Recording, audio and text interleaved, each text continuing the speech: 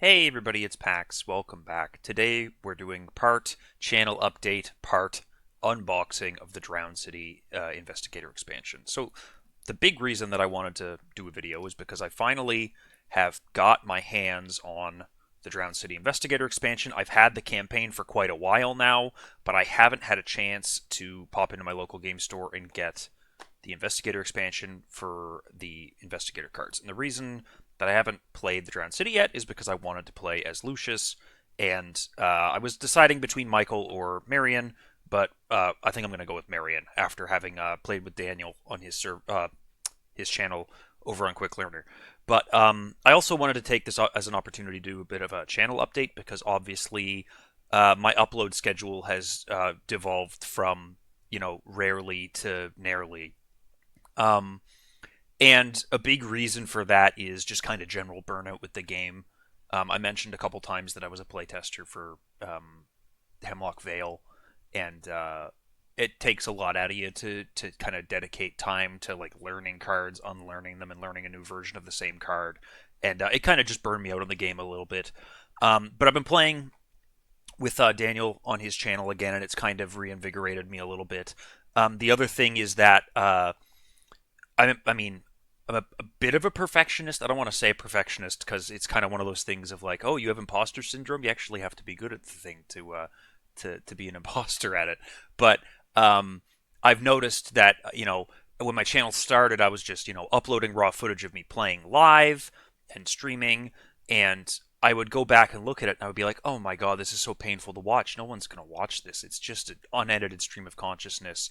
It's demanding a lot of your time to interact with it, and so I started editing the videos, and then once I started editing the videos, I wanted to edit them more, and I wanted to have snappier cuts, and it changed a process of playing a scenario and tossing it on the channel and getting it out there into playing a scenario, having it sit on my hard drive as like a ball of anxiety that I don't want to touch for a couple of months because I don't have the time, or at the end of a long workday, I don't want to sit down and have to edit for like 3 hours.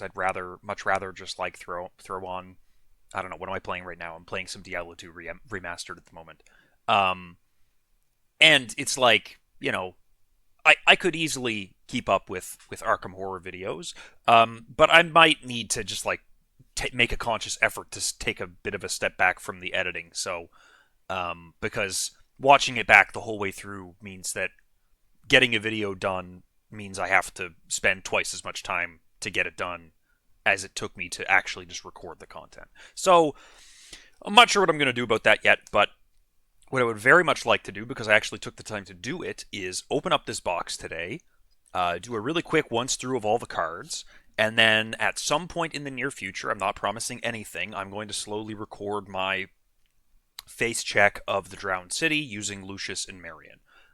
Also upcoming on the channel, I have got another opportunity to do a really silly challenge with Filey and Daniel, so you guys will be seeing that relatively soon. We've already played two of the scenarios, so hopefully I don't fall too far behind on the kind of cadence of lining up playing with two other people and editing a video and then getting it out there. So that's what's to expect in the future. Why don't we pop this sucker open? Now, I should have brought myself a tool or something, so I'm just going to painstakingly struggle at the exterior of the plastic here. I also got a new camera, and I'm going to be honest with you, I don't know.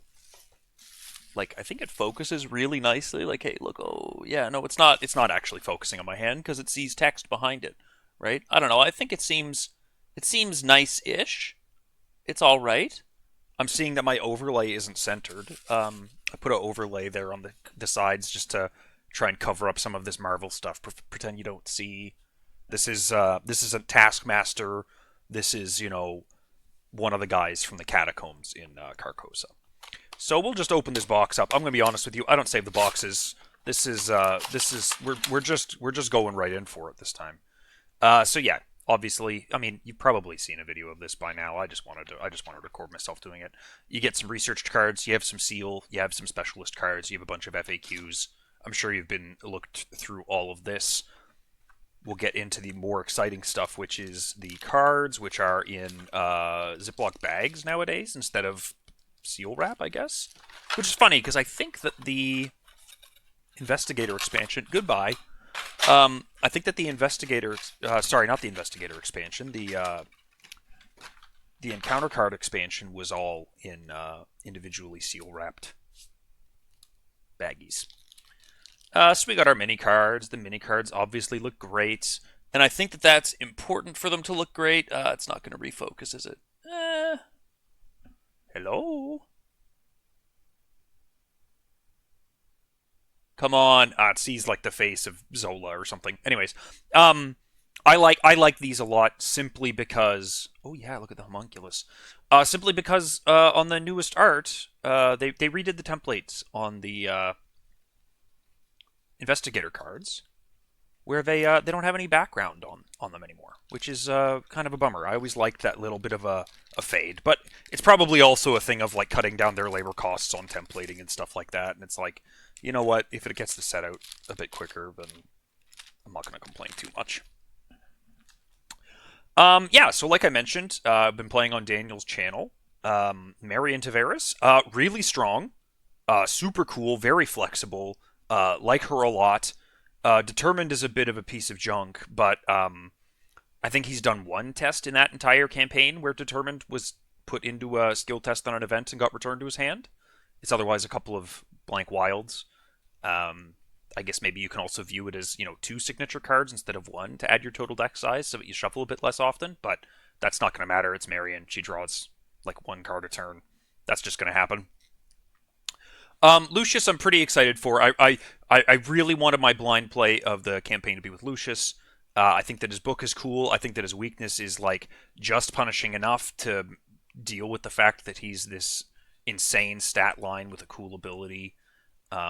Even his soak is kind of silly with the 8/6 because like Seekers always have a bunch of like high sanity, low health Chud allies that they can just block with. So it'll be fun to mess around with that.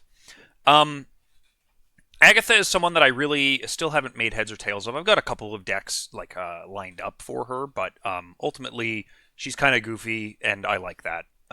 Agatha, excited to try her out in both forms. I think that people are being a little bit harsh with criticisms on Agatha.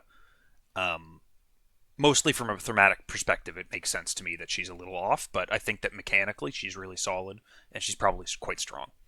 And I think I'd say the same for Michael. Like, obviously he's good. Like, the 5 combat rogue with all the awesome rogue guns is awesome. But people were saying he looks kind of boring, and I'm like, I don't know, man. I think it's okay to have boring characters when they're so uniquely positioned to just do this one thing and do it extremely well. We take that. Gloria, I don't have a lot to say about Gloria. I've played Gloria once. I didn't really enjoy that style of play, so I'm not sure if I'll play her a whole lot more. George, yeah, George is incredibly cool. I still haven't wrapped my head around it because I haven't played it yet. But I know that this is really cool, and I will still maintain that he kind of looks like a little dwarf in this Grim Resolve artwork. But that's okay.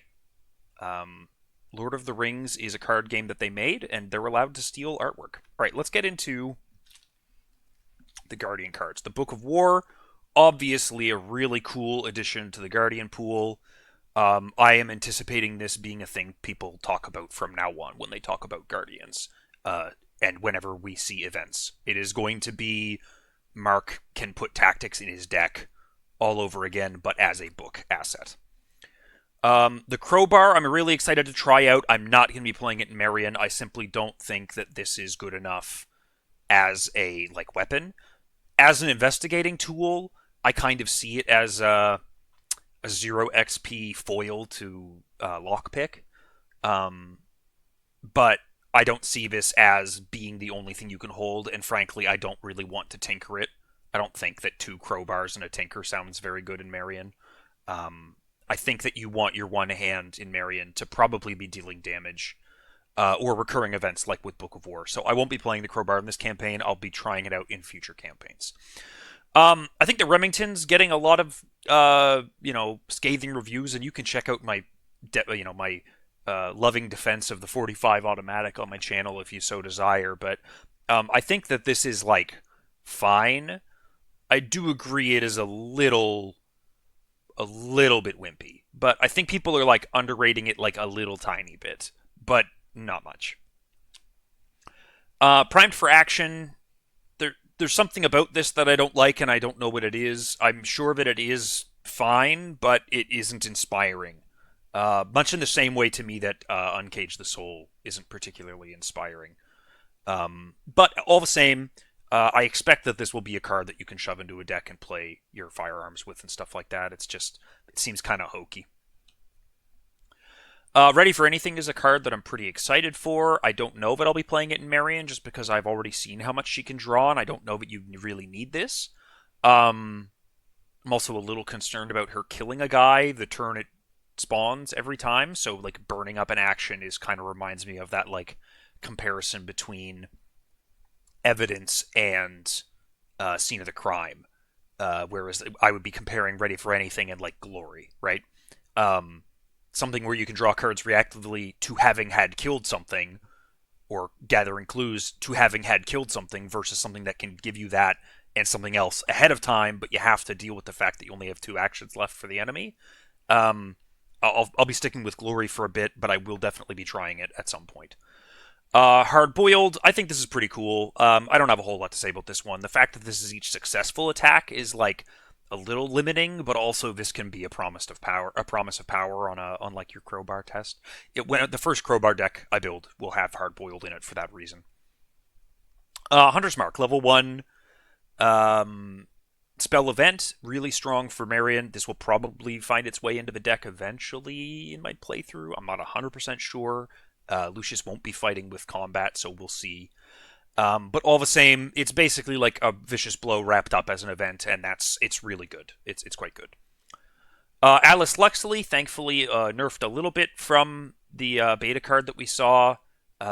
Possibly nerfed a little bit too much. I don't know. We're seeing Alice in I've been seeing a bit of Alice in a deck Fylian's playing, and I'm excited for that to see the light of day. I don't know that he'd ever spend the 2 XP to upgrade into this, though. It probably wouldn't be necessary, is what I'm thinking. But this, first investigate, not provoking attack opportunity. It's kind of an understated effect. People shit on Jake Williams a lot for Ursula, and I'm a big Jake Williams defender. Another card that I think people unfairly malign, but not so unfairly, like a bit unfairly. But preventing attacks of opportunity is a good effect. And if you can, pull off that damage to finish something off that's threatening you, it's cool. So I'd be interested to see what people do with this. Bulwark's good. It has a really high ceiling, and it is just dodge on a stick. And we take dodge on a stick. Inspiring Presence level 2. Yeah, that's 2 XP worth of value. Locked and Loaded, another card that I think people are maybe a little underrating. I think that, not tremendously underrating, but like a little underrating. I think this is quite good. And in decks that I use with guns, which is a lot of decks because I like playing guns over melee weapons, generally speaking, this will be seeing play. Quick Shot's definitely going in the Marion deck. Because I've seen how much she can card draw, and I've seen how she can reduce costs to 0 with Prophetic, so I have no doubt in my mind that this Quick Shot is going to be a sick card in Marion. The Remington level 4, as much as I was defending the Remington level 0, I actually think the Remington level 4 is quite a lot stronger. -1 cost goes a long way, the +1 combat goes a long way, the +1 ammo goes a long way, and the reaction triggering upon entering or leaving play. This is effectively +2 ammo and +1 and -1 cost. I think that this is actually surprisingly worth it. It's still, you compare it to a Blessed Blade, you're probably going to be a little disappointed, but I think that it's cool and there's a lot of tricks you can do with it, and generally speaking, like I said, I like to play with the firearms. I like the threat of running out of ammo and stuff like that, but I also like the idea of popping things in at just the right time, and I just prefer the play style. So I tend to be, again, pretty apologetic to firearms. Okay, that's the Guardian cards. Alton O'Connell, +1 agility on a Seeker ally makes me want to vomit. This guy's pretty good. I don't have a whole lot to say about him. He's just cool. this is probably a strong card for level 0. And as we know, Seekers get good level 0 allies, so that's fine. The +1 agility is just kind of neat. It's really good on Ursula. I'm excited to have a +1 agility ally on Ursula.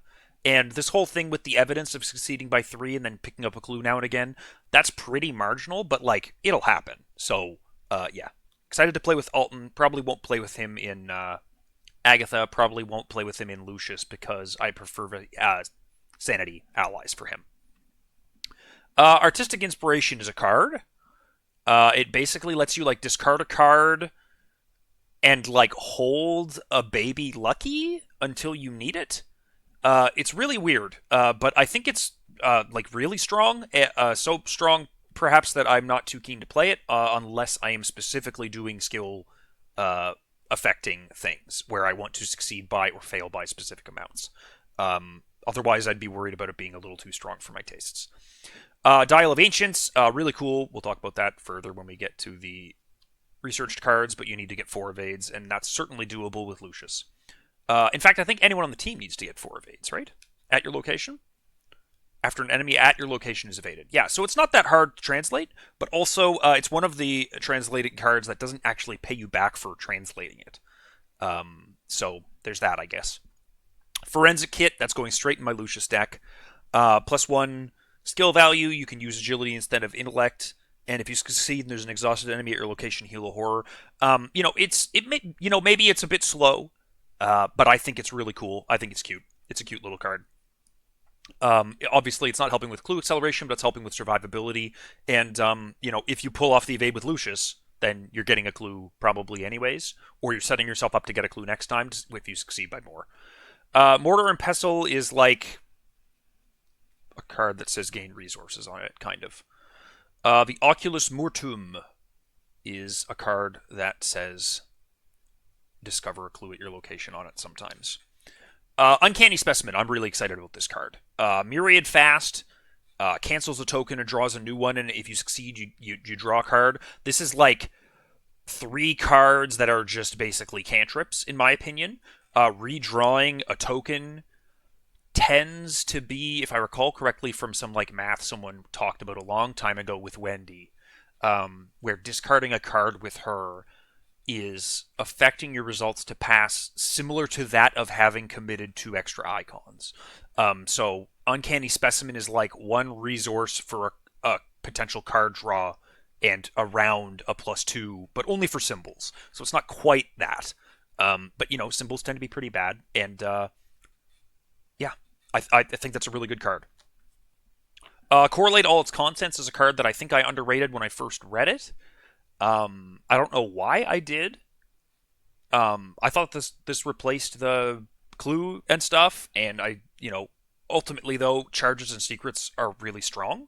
So that card is nuts. I don't want to talk about Cosmic Revelation today. Quick-Witted, I think, is another card that I'm excited about just because I've always had a problem in Ursula with actually sustainably having a decent agility value. It's like 4 is good. 5 with the hiking boots is good. You can commit 2 manual dexterities to get to 6 or 7. That's good. And then all of a sudden you're stuck at 4 and 5 for the rest of the scenario. And I like this just because it can get you up. You're Seeker, you're drawing a lot. Every time you find one of these, you can do the whole thing where you like shuffle two. Is it shuffle? Shuffle each other copy in your discard pile into your deck. So you can do this thing where you're like constantly getting the cards back. That can help you stop. If you have your weakness out, it can help like prevent you from decking out. Oh no, hold on. That's not very good on Ursula, is it? Huh. Oh, I'll have to think about that a little more. But I still like the idea of the agility icons that are coming back to you repeatedly. It's something that I found she's been lacking, unless you go all in on a hyper awareness level 4 to have +2 every turn. But it's a big XP investment versus 1 for 3 copies of this, and you're already drawing a lot of cards. Misdirection is the same deal as Bulwark and Guardians. The ordering of the abilities on this one doesn't make sense to me. I'd love to see someone make a strong defense of this, but I don't quite get it. Scientific Studies Grant, it slots at like an excessively fair value, 2 XP and 3 resources, but a limit 1. So you only really want 1, so you don't want to, add too many slots to your deck, yada, yada, yada. Working a hunch level 2 is, I don't know, it's fine. It's fine. It's fine. Don't, most decks are not going to want to bother with this, I imagine. And if you do want to bother with this, you're probably doing weird infinite things and like saving yourself shortcut cycling. I don't know. Not a card that needed an upgrade in my mind, but we'll see. The Dial of the Ancients. So there's the Investigation one, which is like okay, but like slow. Um, and like scales to enemies at your location. I don't know. This one's weird. I don't particularly care for that one. I really like this one that lets you fight or evade, and you can deal a bonus damage to the target enemy. That's really nice. You only have to spend the charges if you need to cancel the token and return it to the bag to reveal a new one. But it does mean you're fighting or evading at the actual value you have. So I think this is kind of cool for, say, anyone with a high-ish agility. Anyone with a respectable agility, frankly. Any of the 3 agility seekers can be tuned to, now that we have Alton and the hiking boot, can do a couple of evades, and with this ability to repull the tokens, you can do an evade that's also dealing damage.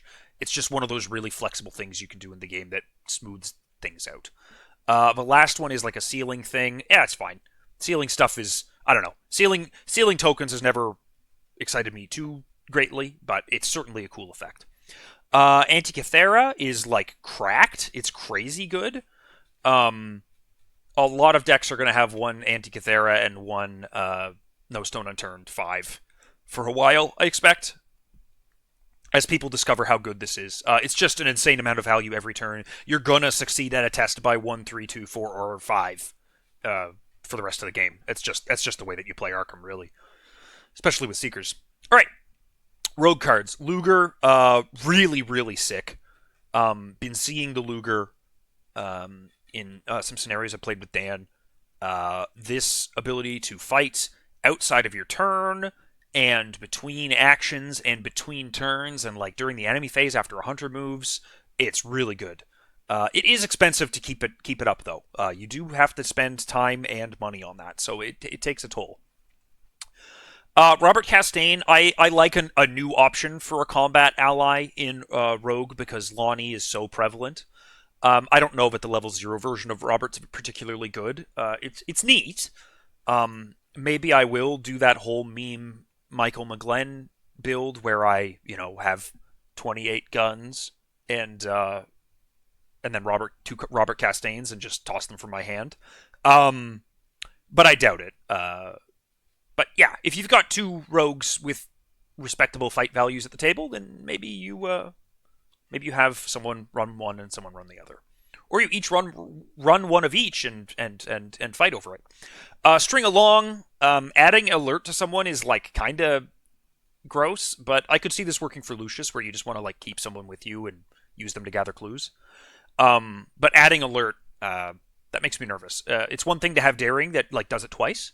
It's another thing entirely to have your game plan be, if I auto fail, I'm going to get hit by someone that I wouldn't have gotten hit by. Where's the Party is just really strong. Very good card. Very, very, very good card. People are going to be playing this a lot. Trick improvised. Anyone that has Trick and anyone that has improvised probably ought to be playing this if you're doing any amount of fighting. Or doing anything that benefits having enemies with you.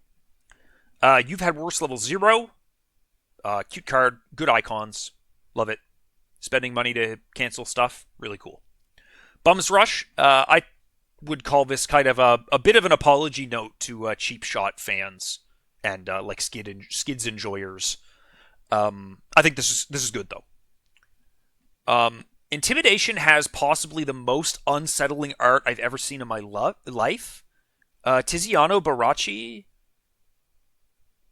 has a lot better art than this in a lot of their other pieces. Something about this guy in the front, something about this guy in the back, and the way his head is cocked, and something about this guy's grin are all just like deeply weird to me and uncanny. But you're in the wrong neighborhood, kid. I'm gonna be honest, I don't know what this card does. I remember reading it a while ago and being unimpressed. I'm going to assume that that was an accurate read of the card. Crack shot's pretty good. That's, a no draw daring for your firearm or ranged assets. I don't know. 3 icons is really strong in rogue where you want to succeed by. That's great. Doppelganger's good. Good card. Myriad fast. Does all this stuff that it says it does. I don't know who really wants it that much. I haven't put a ton of thought into it, but I am certain that this is a good card. Mob Connections, on the other hand, I have also put not much thought into and determined it is not a good card. There's something about this that is like perilously off. I don't know what it is, but it's weird and I don't get it. And whatever this seems like it's trying to do, I feel like I can do much easier in other ways. So I might play it sometime just to kind of take a look and see what happens, but I'm not expecting this to be much of anything. Obscure, I think, is cool. Very thematic, really cool on the theme. I don't know how I feel about this ability. Sometimes this will be really strong. Sometimes this will do literally nothing. Sometimes it will make you worse. But the fact that it can do something this wild is really neat, and I'd be interested to try it out. I don't know if it's good, but I'd love to see whether or not it is in play. Watch This level 3 is just really strong. Robert Castaigne level 4. Now this is where it gets kind of silly because his ability is like absolutely nuts. It's basically knowledge is power on crack and for guns, and also you may either discard the revealed asset to draw a card or play that asset paying its cost, or do nothing. Is nuts. You can just hold like a sawed off in your hand for the rest of the game, and I don't know. I think he's goofy. We're looking forward to playing it. You've Had Worse level 4 is a little awkward in that you lose the ability to heal yourself, but it is a big chunk.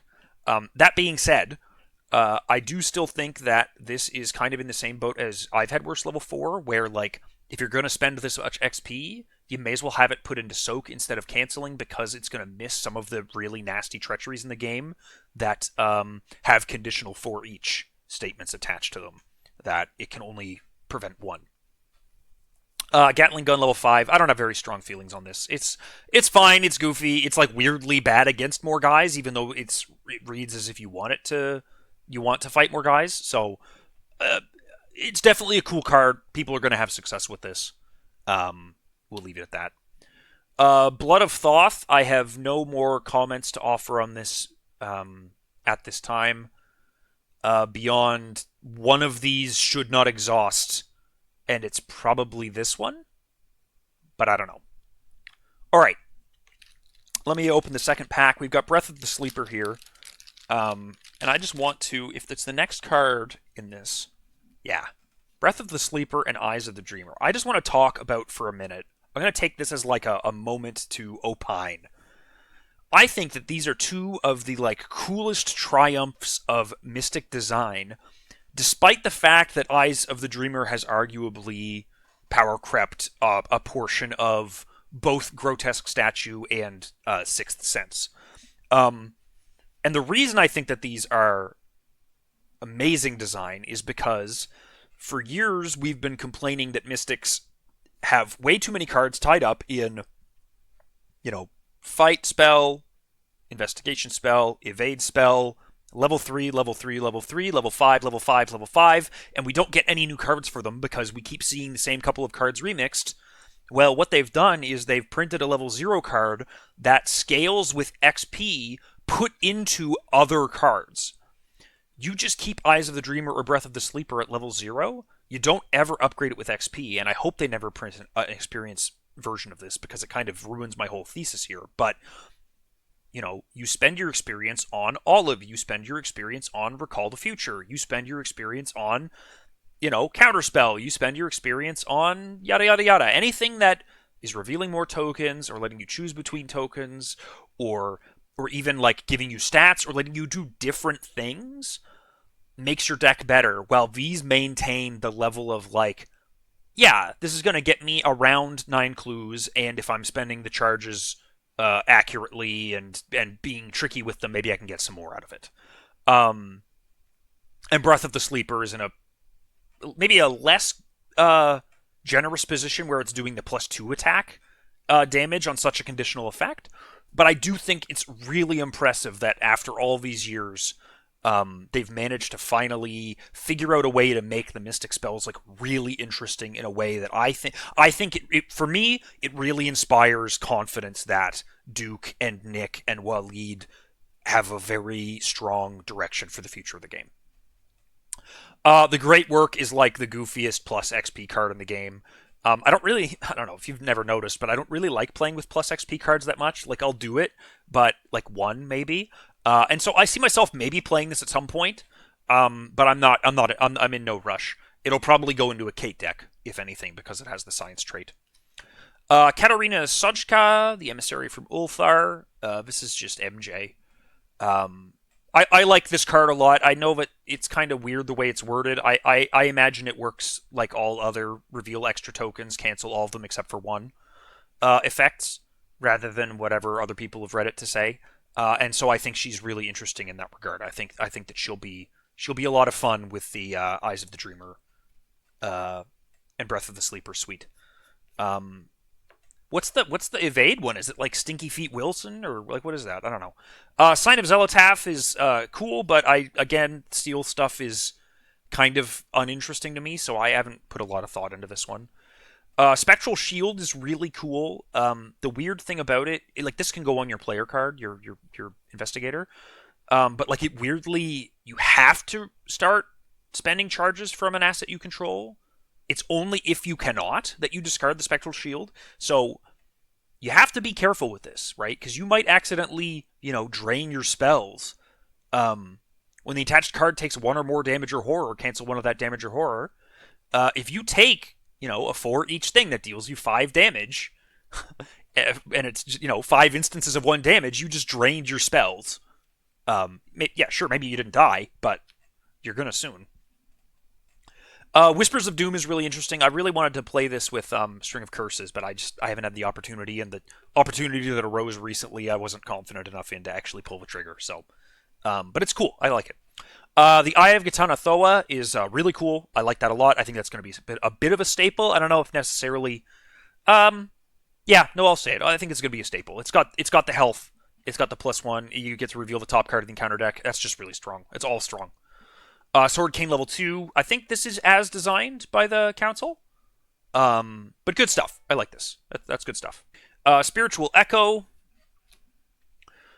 Transfiguration. Cool card. I'm probably not going to play with this much. It's cool, but like I'm less interested in what if, the what if stuff. It's cool though. I will not be playing this in Amina. Enraptured is, in my opinion, like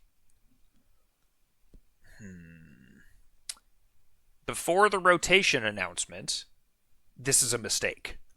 Given the rotation announcement, this is slightly less of a mistake.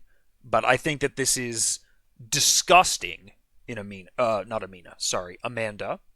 and Norman and anyone that is really like pushing the boundaries of what you can do with skills. This is too much value for a 2 XP card in those characters, but it's like fair in everyone else. It's fair when your charges are Eye of the Dreamer and Breath of the Sleeper. So if you're committing this 2 times to 2 investigations, or I guess they don't have to be investigations, do they? Yeah, they do have to be investigations, but they don't have to be with intellect anymore. If you commit this 2 times to 2 investigation tests, and you tend to pass them with like an occasional auto fail throughout the campaign, these are pretty fair. If you're using them over and over, they're insane and stupid. Lost Arcana is cool, but I don't know that it's particularly good. It's, if you read it, it sounds really nice. But also it sounds kind of slow and it sounds a little limited. So I'll be interested to see what people crop up for that. I'm not really theory crafting on it. Deliverance is another card that like does so much that I'm not that. It's like weirdly like spiky in a way, and I don't mean spiky. I don't mean spiky in the sense. I mean spiky in the sense of a graph, not in the sense of like a spike gamer. It's gonna do a lot when it hits, and it's gonna do nothing when it doesn't. And there's something about it that it doesn't grok with like my preferred playstyle. I'm probably not going to be playing this very much. Maybe I'll play it in Calvin a bit. But that's It's a neat card. It's a cool card. I like it, but it's weird. Eldritch Brand. I'm gonna be honest. I don't know how this is worth 10 XP, but it's a cool thing, and I'm glad that people that are excited for this kind of thing will get to play around with it because it's a really neat effect, and the art is just awesome. I love Brian Valenzuela. Valenzuela? Valenzuela. Anchor Chain. We're onto the Survivor cards. Cool. I like it. It's kind of junk, but I like it. We take kind of junk, but like it. Survivor cards in this house. Handhook. It's supremely junk, and I don't like it. But we take supremely junk and don't like it cards in this house. Lawrence Carlisle, really good. Really, really good. The +1 intellect on an ally is just, it's something that quite a few survivors appreciate. Nautical Charts is like good, but like also kind of weirdly expensive. But I like it. I like it.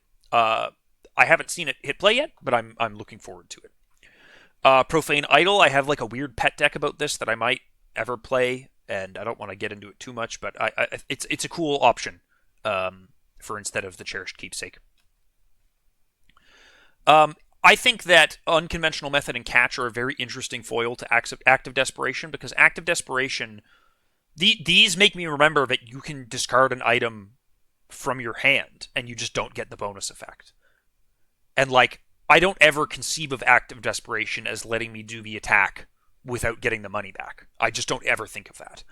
But for these, I could see, especially given the Anchor Chain and the Handhook, discarding these from your hand just to get +3, right? 2 cards for a +3. It's not good, right? You can commit this for a +2. But the more expensive things you have, the more that this becomes. And then it's kind of like, if you've got a 4-cost thing, it's like, okay, well, this is turning my other card into a double intellect icon. And if it was in play, it's turning it into a double intellect icon and a clue, right? So I see the use cases in these. I don't love them, but I'm glad that they exist just for the sake of having that option there for like making cards fungible. Contemplative is really good in the Scarlet Keys because the clue discovery is separate from the investigation. I am not a huge fan of Longshot specifically because it doesn't have the icons, and I like the icons for dealing damage. Contemplative, I'm much more willing to forgive because the icons tend to be less important for investigations. You can kind of boost your stats in other ways, or just run tests and toss that into it, and if it works, it works. If it doesn't, it doesn't. Ample Supplies is cool, but it seems very slow. I feel like the values on this card, something about the values on this card are a little funky. I don't think I'll play it very often. I like the Glimmer of Hope upgrade. I like the wild icon being a willpower agility wild. I like that it focuses this on being a defensive thing. Excited to try this out in Marion. I don't know that I'm going for Fortune on my first play. I think it's Gambit, but excited to try it out. Good Weather's really cute, but I don't have a whole lot to say about that. It's +2 to a chosen skill for everyone. So, sure. Really good. Improvised Weapon level 2. Everyone was losing their goddamn minds about whether or not we'd see Improvised Weapon, Impromptu Barrier and Winging It level 2. We didn't. And I think that that's probably for the best because Winging It level 2 would be way too strong. Well, I don't know about way too strong, but it would be very strong, and Impromptu Barrier level 2 would still be relatively unplayable. That Improvised Weapon, on the other hand, I think really does a lot to make it more playable, and I'm interested to try that out in those who have access. Last Chance level 3 is nuts. I love that. Adding 2 draw, I think, and a bonus icon. Am I wrong? Does the original have 6? I don't know. Let me know in the comments. Gift of Nodens, I spoiled on the channel. Beautiful art by Adam S. Doyle. Thanks again to Adam for coming on the channel and having a chat with me about the art process. On my hand here at the table, I feel like I can kind of see the art, but I really don't see the Elder Sign amulet on their wrist, the bracelet. So I'm really glad that we got that deep dive in what the art was conveying. Okay, neutral cards. Aesthetic. Yep. Okay, challenge mode. Fine. Short rest. Neutral healing stuff. We love a neutral heal. Never tell me that there's no health healing in Rogue ever again, because there's neutral cards. Confidence. Yep. Katarina, whatever, something. It's not bad. It's not great. Spiritual healing, yeah, that sounds like what one trauma costs, right? The limit one per deck is kind of funny. And Calvin looks like he's wearing like Immortan Joe's chest plate underneath his completely see-through shirt. Really funny art. Library pass level 1. One copy. Seems kind of fair. I don't know. I think this is fine. Level 1. The level 1 version's perfectly fine. Dreams of Clay, I'm interested in. That's a cool card. I like the idea of turning a past test into a treachery cancel later. That's really cool. Inquisitive is kind of goofy. I don't know that I would spend 1 XP on this, but it is a wild icon, and it does let you, tune that passing, so we'll take it. Bound for the Horizon, this strikes me as an attempt to rebalance Pathfinder, and I'm all for an attempt to rebalance Pathfinder. I don't know that this is necessarily what I would do for if I was rebalancing Pathfinder, but it's certainly a better balancing attempt than Pathfinder's original incarnation. I do not like the Forbidden Sutra. I do not like it, Sam I Am. I don't know. It's just a crazy amount of horror to take on revealing additional tokens. And you still have to ignore them, so any of the, I don't know.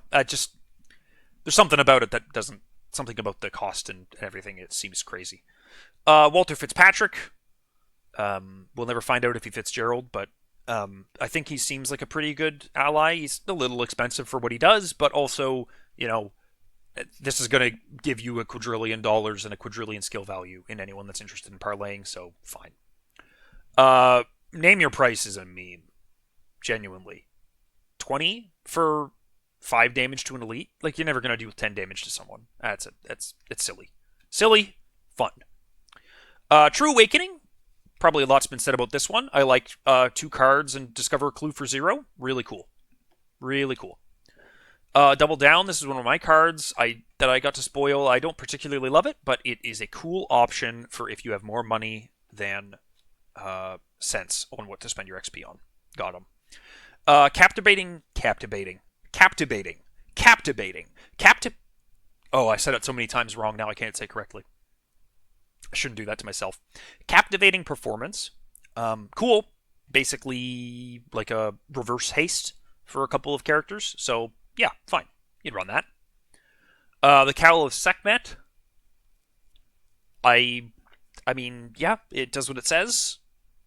I don't have strong feelings on this card at all, other than maybe the XP cost seeming high.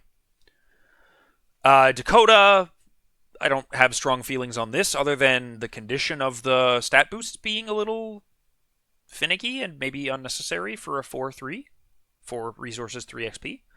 But the ability to move to an enemy at a location or connecting location and engage it, it's actually a really strong ability. It's a cool thing to have on an ally. Especially, why play Safeguard when I can play Dakota as an ally and have my stat boost and my ability to move and catch up with my allies if an enemy spawns. So, there's something there. I just don't know if the numbers are tuned the way I like. I'm a big nose to the Grindstone apologist. I do think it's too expensive. This could be stronger, but I still like it.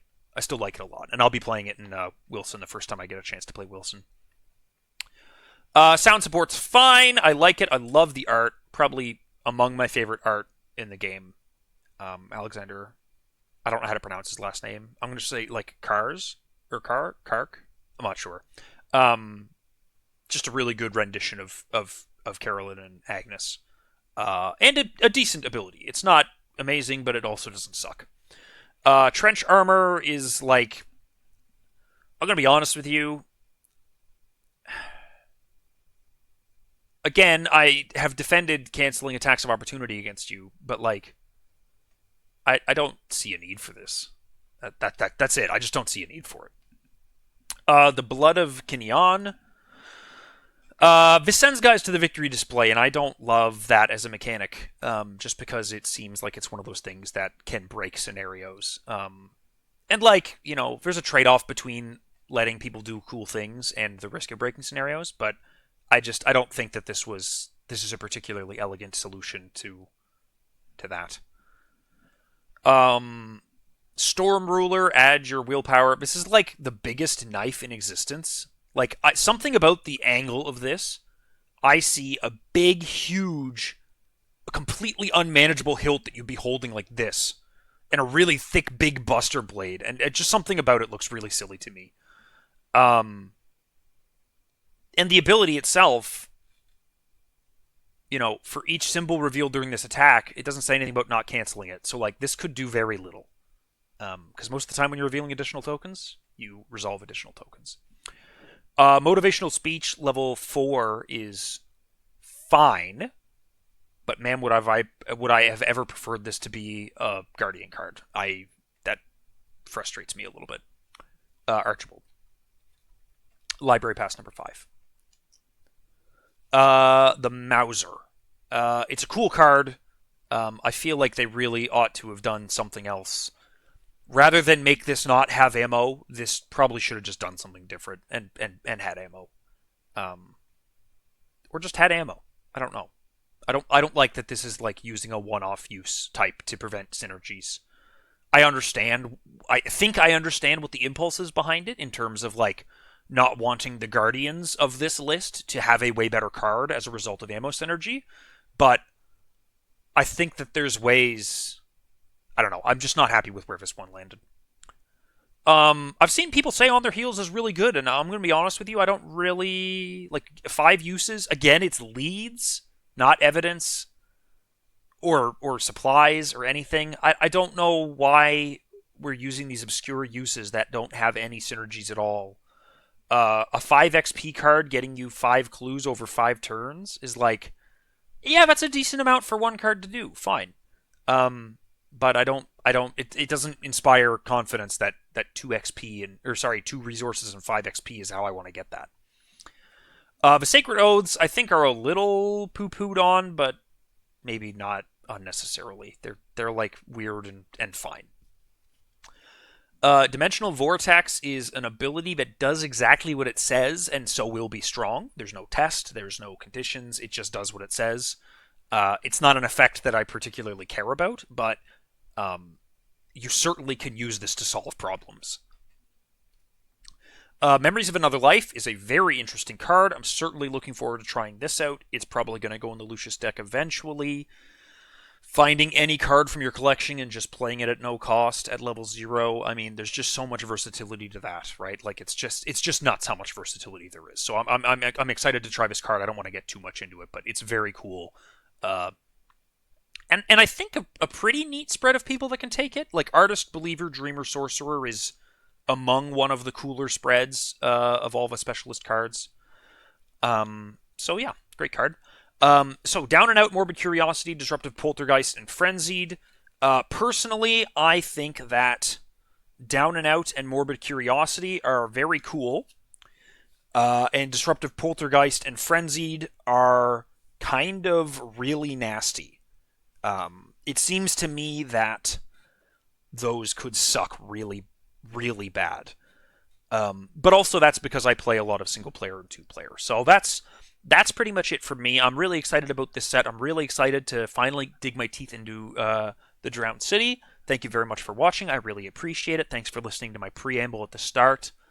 Like I said, I've got a campaign coming up with Filey and a Dan soon, so stay tuned for that. If you're still sticking around, like and subscribe, all that junk.